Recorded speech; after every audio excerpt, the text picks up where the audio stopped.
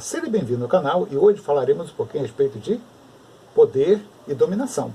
Bom, dentro desse assunto, nós vamos estudar alguns autores que vão abordar alguns aspectos que constituem esse conceito. Então você pode ver ali, ó, vigiar e punir é parte, né, da estrutura de poder, sabia disso? A hierarquia, você tem uma hierarquia dentro da estrutura de poder também, e você tem a legitimidade, né? O poder tem que ser legítimo, tem que ser validado por aquele que vai ser governado, né? Dominado, como está ali, e o poder também se divide, mas não é aquela divisão que você está acostumado a ver, né? Executivo, judiciário e legislativo, não é isso não, é outro tipo de divisão. Você vem comigo? Então vamos lá. Bom, o primeiro autor que nós vamos estudar é esse aí, ó, é o Michael Foucault. Ele vai falar o seguinte, olha só o que ele fala a respeito do poder, né?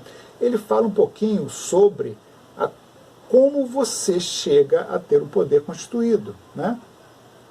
As pessoas não chegam na idade adulta e dão de cara com o poder, com o Estado, com aqueles que governam, né? Isso vem sendo construído ao longo da sua vida, você vem se acostumando com essa ideia. Então olha só o que ele fala aqui, ó.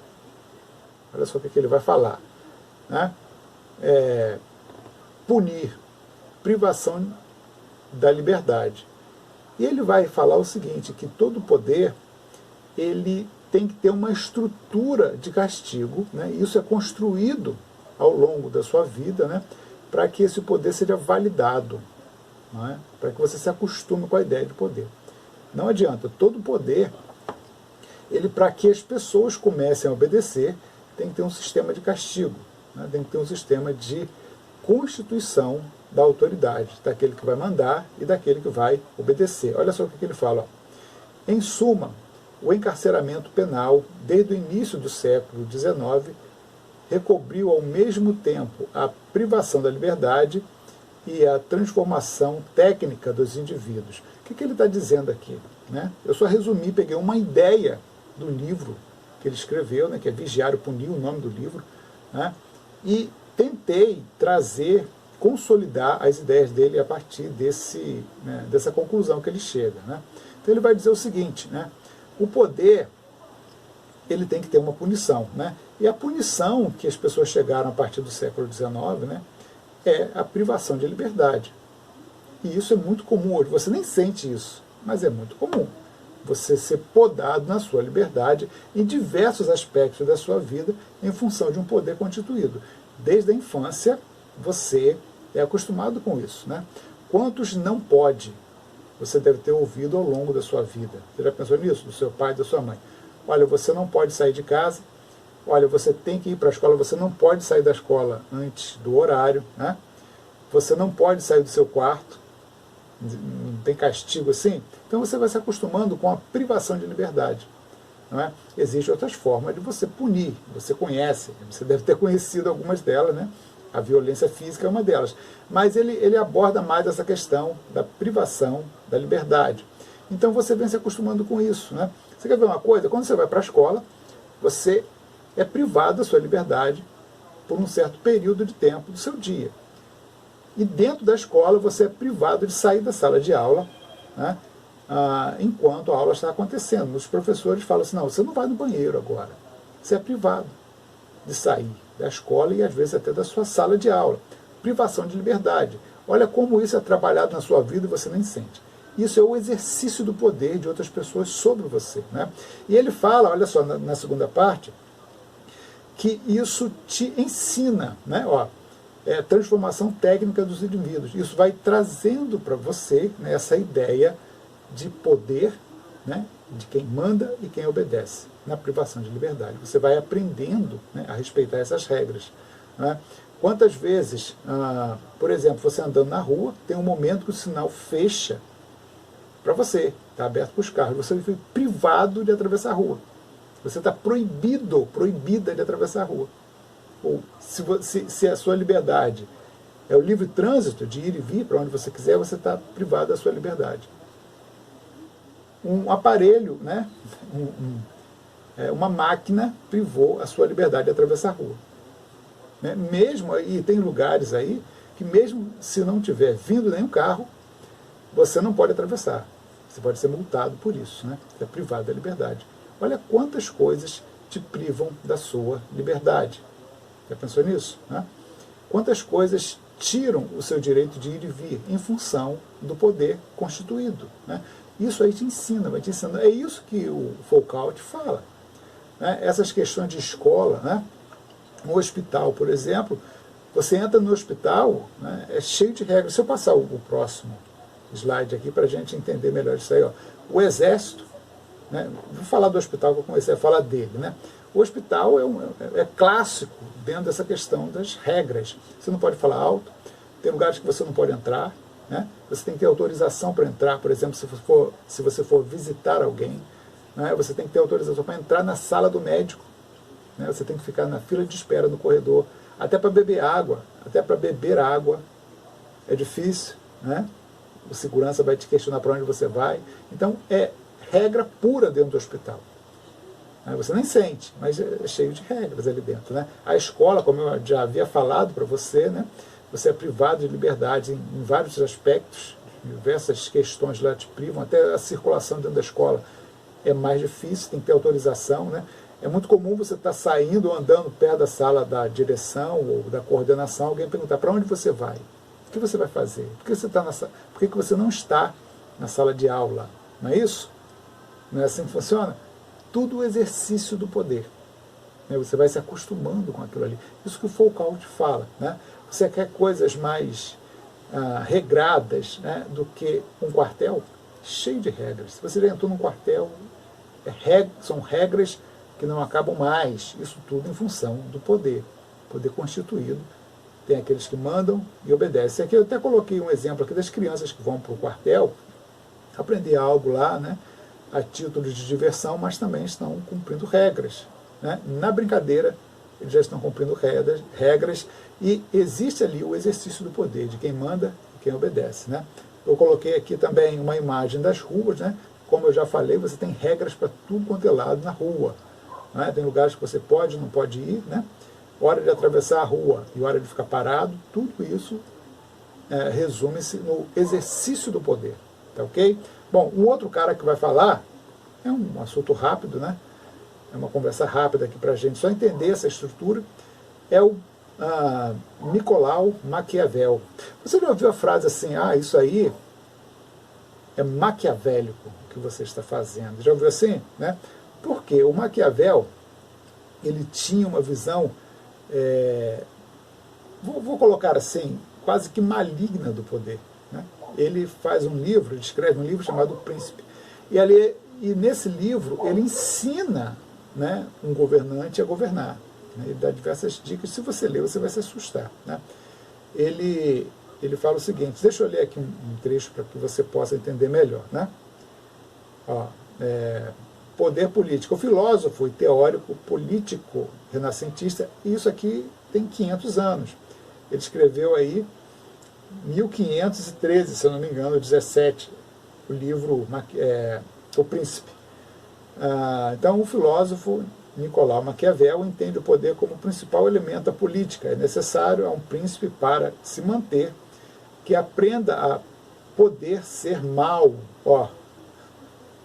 Aprenda a poder ser mal. Por isso que é maquiavélico. Pô, esse cara é maquiavélico. Mal, sinônimo de mal. E que se valha ou deixe de valer-se disso segundo a necessidade. Ele falou o seguinte, olha só, um dos textos que tem lá no livro de Maquiavel. Ele é muito inteligente, era muito inteligente, né? Mas mal. Ele fala assim, a primeira coisa que um rei tem que fazer quando ele assume o seu reinado é fazer um jantar com todos os ministros do rei anterior. Então você promove um jantar com todos os ministros do rei anterior. Então ele assumiu, obviamente, que o rei anterior que ele sucedeu tem os ministros, os auxiliares dele. Então faça um jantar. Né? Sirva-os, né, com todo o luxo, com toda a comida, com toda a fartura que você puder. E depois execute eles, ainda na mesa de jantar. Todos eles, sem piedade. Assim, ele fala, isso está escrito lá no livro. Ele dá um exemplo desse, né? Porque ele acha que todos esses vão traí-lo. Algum desses tem a possibilidade, melhor, algum desses pode vir a traí-lo, né? Porque era ainda ligado à dinastia anterior, né? Então ele fala a melhor coisa é eliminar. E muitos faziam isso. Haviam reis e líderes, principalmente no islamismo, né? Quando um assumia, por exemplo, o filho do rei assumiu, ele manda matar todos os outros irmãos, na mesma hora. O primeiro ato dele é executar os irmãos, porque os irmãos são pretendentes do trono, né, e pode assassiná-lo em função de tomar o poder. Então, isso acontecia realmente, né? Maquiavel ensina isso aí, ele fala que o poder, o governante tem que ser mau. Muitos governantes foram maus, né, ao longo da sua trajetória. Você pegar a Rússia lá, o Stalin, né, da Rússia, ele mandou executar milhões de pessoas, inclusive na lista de execuções tinha gente da família dele, né? Mandou a sogra dele para o campo de concentração, né, porque era da família dele, achou que ia trair ele de alguma forma, era uma traidora e mandou, né? Quase que ele manda a esposa também, porque a esposa foi interceder por ela, pela mãe, quase que deu ruim para ela também, né? Então, muitos seguem essa cartilha, né? Inclusive, o Stalin, depois que ele executou todo mundo que ele queria executar, ele executou mais de 2.000 pessoas, ele chamou o Carrasco, que fazia as execuções, e mostrou a lista de execução para o Carrasco. Falou, cadê essas pessoas aqui? Aí o Carrasco falou, não, o senhor mandou executá-las. Ele falou, não, eu não mandei nada, cara. E eu mandei você executar. Não, você cometeu um crime. Você vai ser executado também. É assim mesmo que ele fez. Seguindo aí as teorias do Maquiavel, que era maquiavélico, né? Bom, o outro cara que nós vamos ver é o Max Weber, né? Ele também fala um pouquinho de poder. E ele divide o poder, né? Lembra que eu falei que tem divisões de poder, né? E não é aquela executivo, legislativo e judiciário, né? Ele vai falar de uma coisa muito interessante. Está aqui, ó.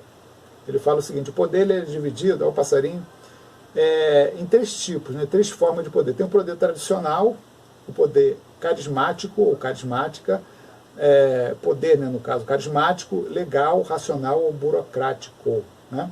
E ele fala, ó, quais são as características desse? Primeiro, tradicional. Tradicional, patriarca, patrimonialista, conservadorismo. É aquele pai de família, aquele avô que manda na família toda, né? Assim, você já nasceu dentro de uma estrutura que tem um cara que governa, né? Isso aqui era muito comum aí no Brasil, né, na época do coronelismo, né? O coronel, mais poder, tal, ele mandava na cidade dele, ele mandava nas pessoas, nos empregados, né? Era um autoritarismo tremendo, né? Isso ele passava para o filho dele, que assumia a fazenda também, exercia o poder da mesma forma, né? Então é o poder tradicional, muito comum no Brasil, né? Na época do Império, né? Aí está ali, ó, exemplo, clã, tribo, família, sociedade medieval, né? Era o senhor feudal, né?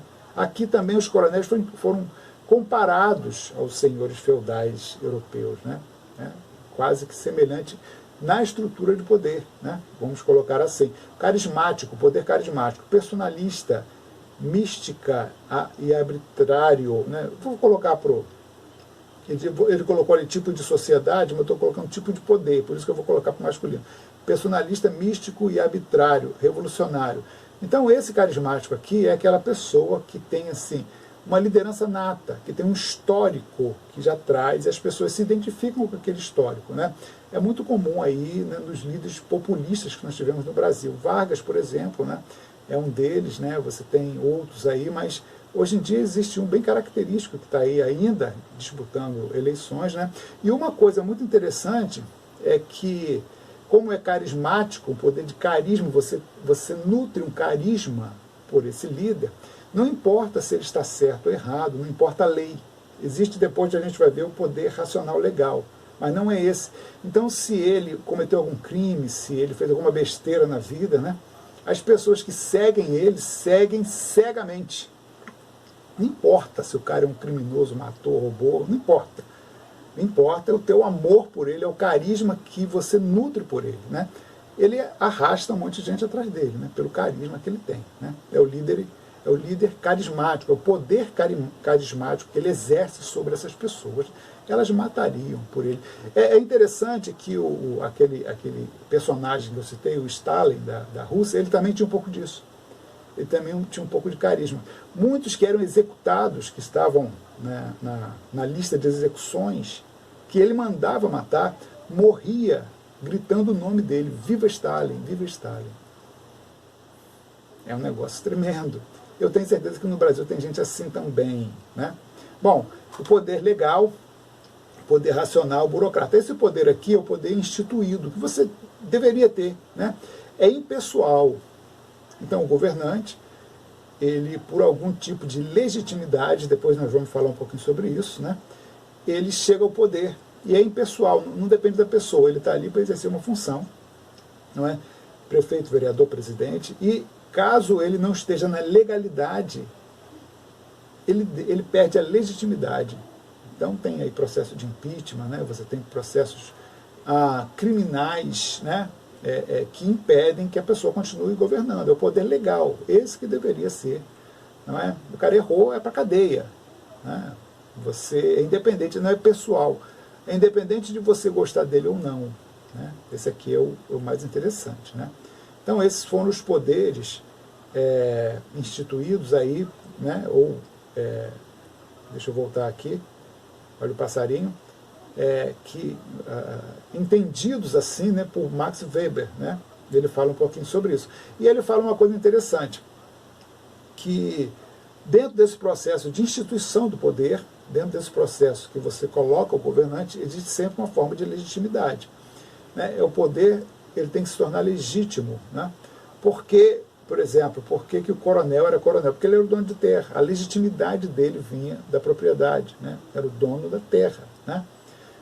Por que o líder carismático é carismático? Porque, em alguns casos, aí varia um pouquinho, né? Ele tem um histórico, né? Aí ele foi pobrezinho e tal, sofreu na vida e tal, ele galgou, ele conseguiu, ele lutou pelos direitos, ele tem um histórico. Então isso deu legitimidade a ele, né? O líder é muito comum no líder religioso também, líder religioso, né? Esse poder carismático. Deixa eu voltar aqui para a página do carismático para falar um pouquinho sobre legitimidade. O carismático, né, na parte mística, fala ali, ó, místico é porque é o cara religioso, né? Então você tem, por exemplo, o Antônio Conselheiro, o Padre Cícero lá no Nordeste, né? Ele tinha um poder carismático, né? Então é algo sobrenatural, né? É uma revelação que Deus deu, né? Coisa dessa. Você tem muitos ainda por aí, né? Se você pegar a mídia você vai ver, né? E ele exerce um poder em função dessa legitimidade, né? Sobrenatural que ele tem sobre as pessoas, né? Ele recebeu um dom, uma bênção, e ele vai exercer esse poder ali sobre as pessoas. Tá, ok? Já o legal, né, o racional, o burocrata, o burocrático, ele já entra em outro aspecto, né? É a questão, se for numa democracia, a questão do voto, né? Hoje, por exemplo, questiona-se a legitimidade do poder do presidente americano, né? Porque alegam que as eleições foram fraudadas, né? E alguns questionam, né? Olha, foi fraude, porque lá foi autorizado devido à pandemia, né, que mandassem votos pelo correio. Aí eu em casa posso mandar 300 votos, 1 milhão de votos, com endereço diferente, e serão votos válidos, né? É questionável. E as pessoas que questionam a legitimidade do presidente americano, né, estão com razão em questionar isso aí, né? Porque pode ter havido fraude, né? Mas a forma de você legitimar o poder em uma democracia é o voto, né? Então é uma forma de legitimar, tá ok? Vamos ver um outro, a gente já está terminando aí, né? É o Norberto Bobbio. Ele vai dividir o poder também em 3 poderes. Esse aqui você até conhece um pouquinho, que nós já falamos um pouquinho sobre um deles. Está aí no canal, né? Eu falei um pouquinho sobre ideologia, né? Tem um vídeo, uma aula falando só sobre ideologia aí, né? As formas de ideologia, né? Ou o que é ideologia, né? Então tem lá o poder, né? Ele é dividido, né? Segundo o Norberto Bobbio, ele já morreu, né? Morreu em 2000 alguma coisa. É um italiano, um excelente filósofo, né? Segundo Bobbio, apresenta 3 formas de poder, né? O poder econômico, esse você conhece, quem tem dinheiro manda, já ouviu falar disso? É esse, é muito comum você ver isso, né? O cara que tem poder, o melhor, que tem dinheiro, ele está envolvido com questões da política, né? Ele manda na cidade, ele manda em tudo quanto é lugar, né? O poder ideológico é aquele que domina as doutrinas, os valores, né? Conquista as pessoas, né? Pela ideologia, pela palavra, né? Por enganação, né? Isso tá com muito mais propriedade na minha aula que fala sobre ideologia. Está aí no canal se você quiser ver, né? Eu abordei um pouquinho sobre essa questão, né? As ideologias que existem aí. Através de uma ideologia a pessoa te domina, né? Você acredita naquela ideologia, então você vai seguir aquela pessoa, né? Vai arrastar milhares atrás por causa de ideologias. Aí o poder político, né? Esse poder político que nós falamos aqui agora há pouco, né? Utiliza a força e coerção do Estado para governar. E aí é interessante, né? Porque nós voltamos, quando falamos do poder político, nós voltamos lá no Foucault, no primeiro, né? Deixa eu passar aqui para você ver. Então nós voltamos nesse aí, no Foucault. Por quê?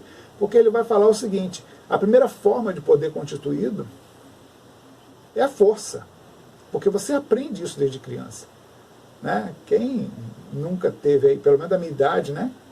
Mais ou menos aí já meia idade, quem nunca ouviu falar na vara de goiaba que a mãe pegava para te corrigir, né? No chinelo havaianas voando quando você está fazendo bagunça. Poder, correção, isso é correção. Você vai obedecer pela força, né? E ele coloca isso aqui, o poder político pela força, né? Tem diversas pessoas aí que querem infringir leis, né? Alta velocidade, né? Crimes de toda sorte, toda natureza. Você deve estar vendo a televisão agora, vendo aí, falando sobre crime. Punição dessas pessoas. É coerção. Tem que obedecer, senão vai ser punido. E a punição que nós temos hoje não é mais a violência, né? Antigamente era a violência. Está proibido até bater em criança, né? Corrigir a criança com chinelo havaiano já não pode mais, senão o pai e mãe vai preso. Eles vão presos, né? Mas a punição existe, é a privação da liberdade, né? Está de castigo hoje, né? Não vai sair amanhã, está sem internet. Ih, então matou. Falou que está sem internet, já era, né? E ele vai falar disso, Foucault, né? Não sei se você lembra, né? Coerção, vigiar e punir. Assim que institui o poder. Mas depois que a pessoa obedece, depois que a pessoa se conscientiza que tem que obedecer, aí que vem o conceito de dominação. Lembra? É poder de dominação. A dominação é quando você, caramba, perdi, eu vou ter que obedecer, senão eu vou preso. Aí é dominação, você foi dominado, né? Você vai obedecer porque não quer ser punido. Esse é o princípio do poder. Eu vou obedecer às leis porque eu quero ter a minha liberdade, menor que seja, mas eu quero ter. Não quero ser punido. Então, a coerção é para fazer você aceitar a dominação. Aceitou, não precisa mais da violência ou da privação da liberdade, né? Então tá aí. O outro que nós estudamos foi o Norberto Bobbio. Você viu lá, ele dividiu em 3 poderes, né? O último foi o político, que nós estávamos falando agora há pouco, né? Então é econômico, ideológico, político, né? Segundo o Norberto Bobbio. E você tem aí o príncipe Maquiavel, que é maquiavélico. Ele fala, para você governar, você tem que ser mau, bonzinho não governa. Na época dele era assim, né? Ele cita diversos exemplos, principalmente do Império Romano. Ele fala muito do Império Romano, né? Os imperadores usavam de violência tremenda, né? Calígula era um monstro, né? Ele morreu com 29 anos assassinado, né? Pelo um dos guardas pessoais dele, né? A guarda pretoriana. Mataram ele lá, porque ninguém aguentou o cara, tão mal que ele era, né? Bom, e você tem aí, né, o Max Weber, ele vai falar dos poderes, né? 3 poderes. O carismático, é o poder tradicional, né? O carismático. Você tem o poder, deixa eu voltar lá, para a gente falar um pouquinho mais em propriedade, às vezes minha memória falha, né? Não esquenta não. Tá, o tradicional, o carismático e o legal, né? São 3 poderes que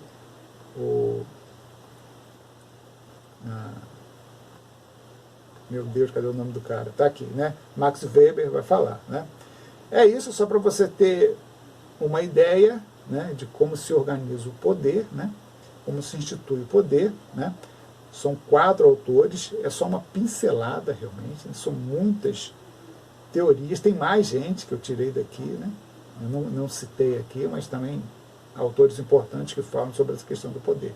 Mas é para você pensar no assunto sobre poder, não é?